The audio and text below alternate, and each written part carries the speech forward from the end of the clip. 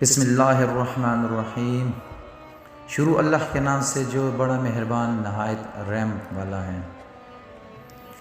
دوستو اور بھائیوں، سب ایک ایک دفعہ درود شریف پڑھ لیں۔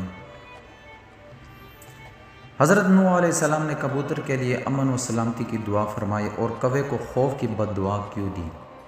کبوتر ایک ایسا خوبصورت اور دلکش پرندہ ہے جو ہر کسی کو اچھا لگتا ہے، اور یہی وجہ ہے کہ یہ پرندہ اکثر گھروں میں پالا جاتا ہے۔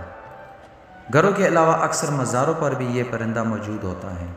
کہتے ہیں کہ کبوتر وہ جانور ہیں جس کے لیے حضرت نوح علیہ السلام نے امن و سلامتی کی دعا فرمائی تھی، اور یہی وجہ ہے کہ کبوتر انسانی آبادی سے مانوس ہے اور کوے کو خوف کی بد دعا دی جاتی ہے۔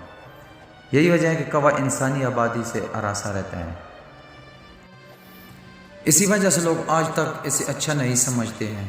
حضرت نوح علیہ السلام نے جب کشتی کو جودی پہاڑ پر ٹھہرایا تو آپ علیہ السلام نے کشتی کا وہ حصہ کھولا جہاں پرندے رہتے تھے، تو آپ علیہ السلام نے کوے سے فرمایا، زمین کو دیکھ کہ اس پر کتنا پانی ہے یا کتنا شہر غرق ہو چکا ہے۔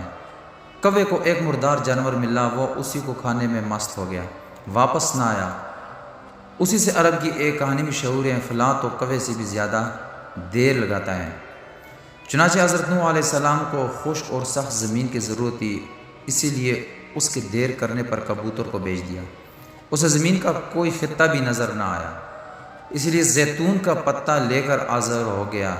اسے حضرت نوح علیہ السلام نے اندازہ لگایا کہ پانی کم ہے، جس سے درخت ظاہر ہو گئے ہیں لیکن زیر آب ہیں۔ چند دن ٹھہر کر پھر اسی کبوتر کو بھیجا تو زمین کی کیچڑ میں اس کے پاؤں پھر گئے۔ واپس آیا تو حضرت نوح علیہ السلام نے اسے دے کر اندازہ لگایا کہ اب پانی زمین میں جذب ہو گیا ہے، لیکن زمین خشک نہیں ہوئی۔ حضرت نوح علیہ السلام کبوتر کی اس کارروائی پر بہت خوش اور اس کے گلے میں سبز توق پہنایا۔ آج وہی توق کبوتر کی اس خوش بختی کی خبر دیتا ہے، اور ساتھ ہی حضرت نوح علیہ السلام نے کبوتر کے لیے امن و سلامتی کی دعا فرمائی۔ یہی وجہ ہے کہ کبوتر انسانی آبادی سے مانوس ہے اور کوے کو خوف کی بد دعا دی۔ یہی وجہ ہے کہ کوہ انسانی آبادی سے ہراساں رہتا ہے، اسی وجہ سے لوگ آج تک اسے اچھا نہیں سمجھتے ہیں۔